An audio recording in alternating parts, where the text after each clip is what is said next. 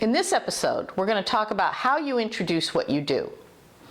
You know, when you're getting to know a new acquaintance, sometimes that can be a bit of an awkward transition because, of course, you want to share who you are and what you do, but you don't want people worrying about whether you're going to be soliciting their business right then or there.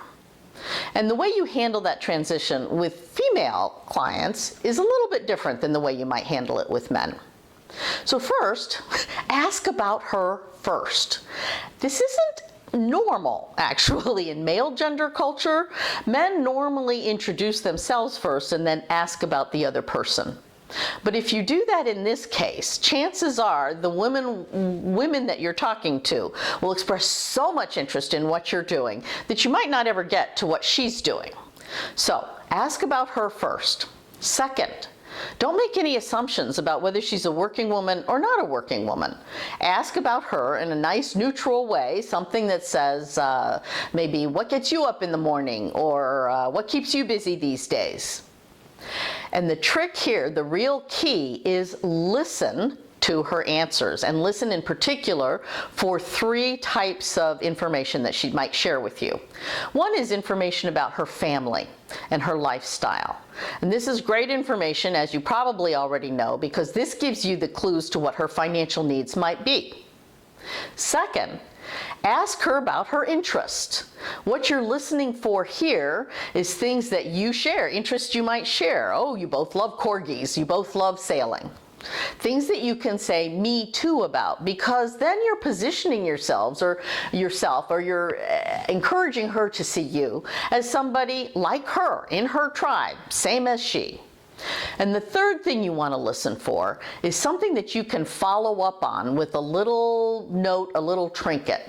So listen for something that says, I take all my vacations in Italy.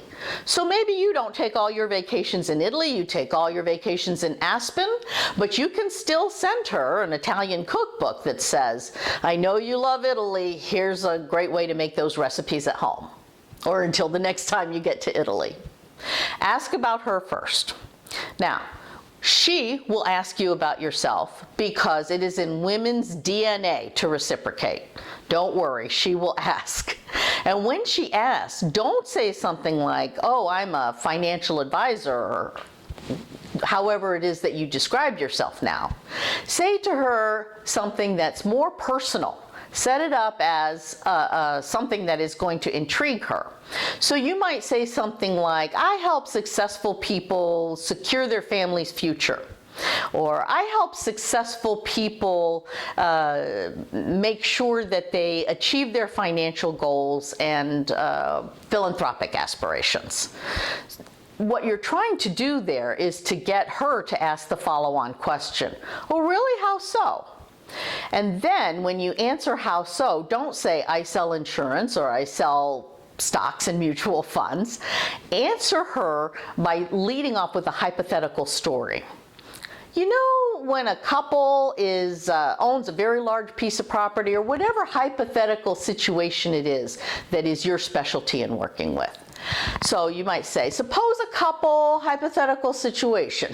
And a lot of times they don't realize that there's a risk of such and so happening. I had one client and this is what happened. So we help them anticipate that and make sure that all their financial assets are secure. By telling a hypothetical story, and in fact it could be a real case or a real account that you work with, you don't have to identify anybody, but by telling a story, this is how women communicate, is in stories. Men tend to communicate more in facts and specifics and statistics and one-upmanship, whereas women tell stories about things.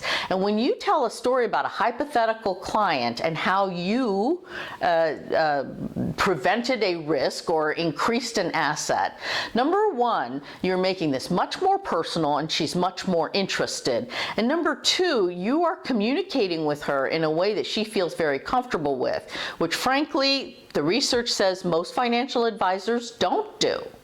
So just by handling that differently, you're making a big impact with her.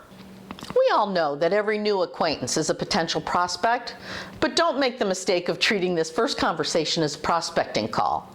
Think of it as making a new friend. Learn as much as you can about her, especially in ways that can give you openings to follow up with her later.